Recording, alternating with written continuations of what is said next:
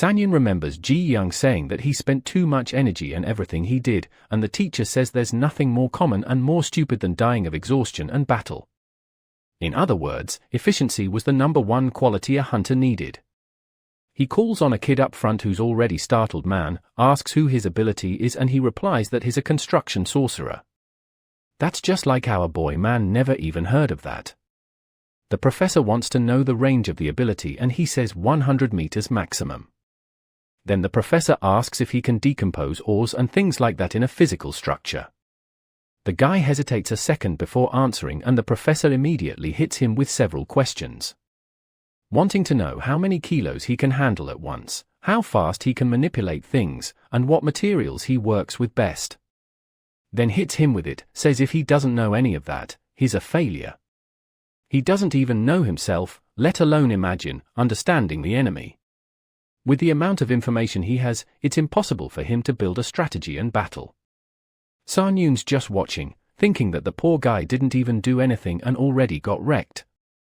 Then Hadrawara looks at him and calls the curly hair boy. Our boy asks seriously and the guy says yes, tells him to go ahead and say his category. Our boy stays quiet and the guy wants to know why. All twisted up there man, he says he doesn't know about that category stuff. Then the professor is shocked man like a kid not knowing what math is in the hunter world. Even Subin is shocked that he really doesn't know anything at all. Then the kid beside him starts going off, asking if he's lost his mind. Why is he saying he doesn't even know his own category?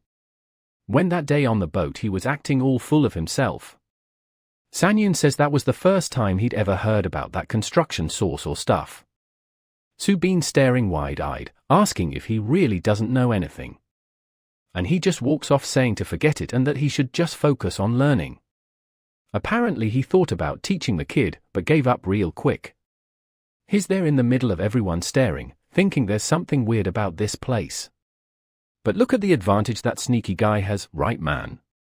He already went to talk with Ji Young. The guy said he was busy, but our boy right asked for a bit of help. Already sitting down he explains that everyone's talking like, you know that stuff about classes and whatever is extremely essential. He finds it strange though because he's already read a bunch of books you know. Files on the internet and all that, but he doesn't know anything about this. Ji Young leans back and says the internet and books aren't going to help him in this case. That he leans in and asks if he can ask something. Did he at least have an ability user license? A little awkward. Sanyun says not yet and right away the guy jolts, asking how that's even possible. Even if he didn't want to become a hunter, an ability user has to have one. Our girl explains that he was never able to get one, since kids and teenagers need parental permission. Right away, Ji Young understood right man. He was the fault of that bastard Shimbik who did everything to stop him from becoming a hunter. He then explains that at least his sister, who's a returner, has to have a license.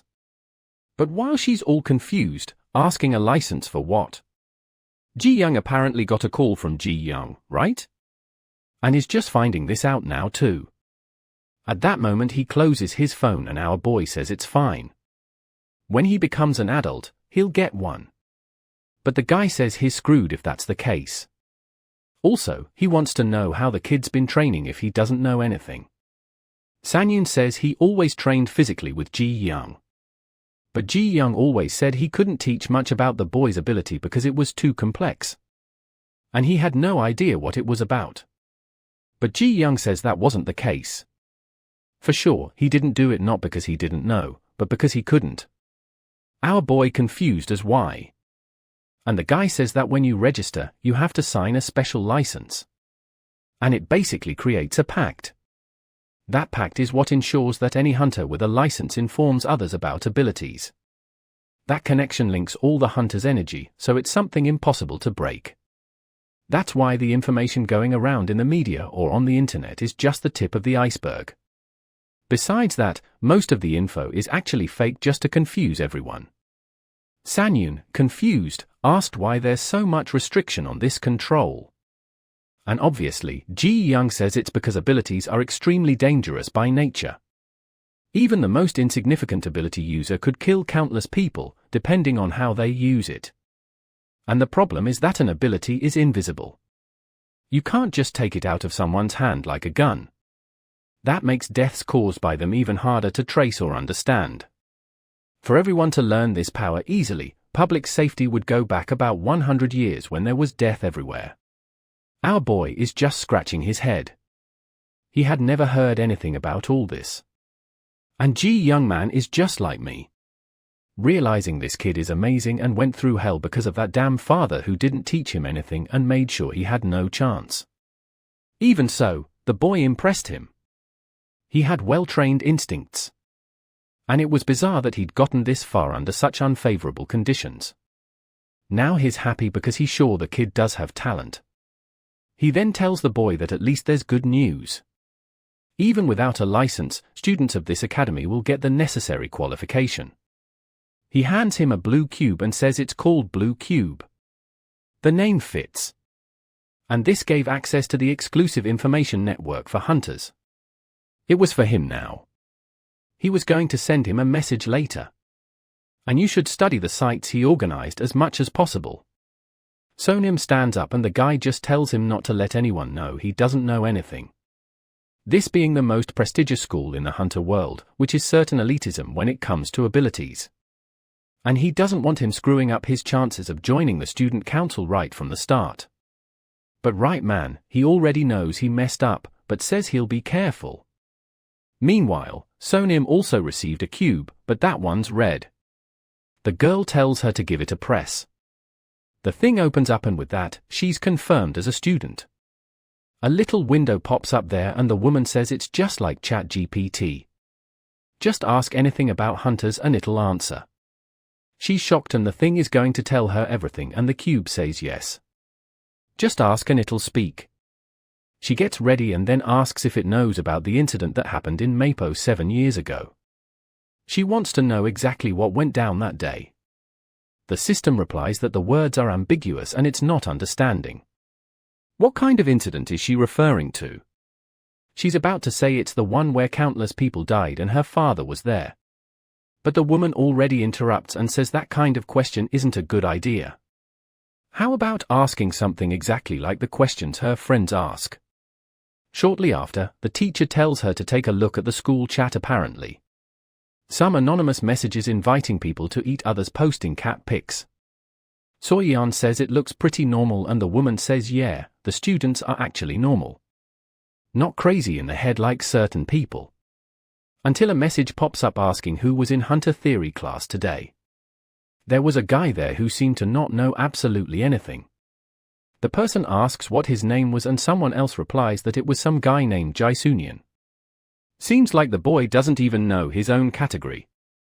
So have you get admitted to this place? She's already seeing a bunch of people trashing her boy and some even saying the school is corrupt. But in the little corner on the right someone saying is cute. Where are you not a girl? Show yourself to us. Meanwhile, our boy is walking around the school already doing some studying right man. At least the kid's trying. A message asks if they should investigate and now someone's standing in front of him. The one who answered in the chat that there was a way to find out is now saying hi. It's two reporters asking if he's Jae-Soonian from the Hunter department. The moment he confirms, the guy already gets excited and tells Emily to grab the camera. Damn, they're really not going to make life easy for the poor guy who's already almost up, doesn't know anything as a tired chain power and is still getting slammed. The guy introduces himself as someone from the school's journalism club. They go after all the interesting news. Out of nowhere, he slips a ring onto our boy's finger. Pretty suspicious. Hot man. The thing lights up and our boy asks, right? What is this? The reporter laughs and says that just like everyone said, he really doesn't know anything at all.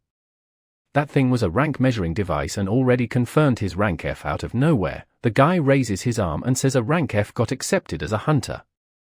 If he publishes this in the newspaper, it'll be quite the headline. Obviously, while the guy is reporting the news, Soonyeon's not happy at all and asks who allowed him to do something like that. But the guy just holds out the MIC and wants to know what little tricks he used to get admitted. The rumors in the community say he paid a hefty sum to the school. Others say he's the son of some extremely famous hunter. Our boy, though, loses it